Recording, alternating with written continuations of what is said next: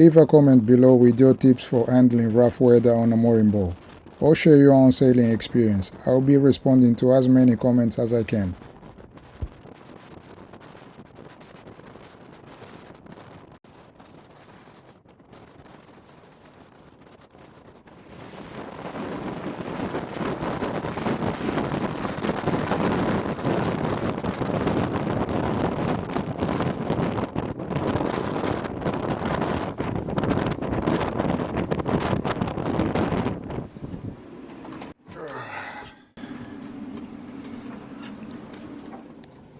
I will have to fix the wind generator as it stopped spinning properly. It's very windy today and it's spinning very slow.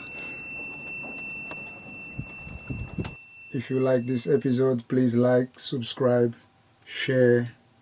See you next time.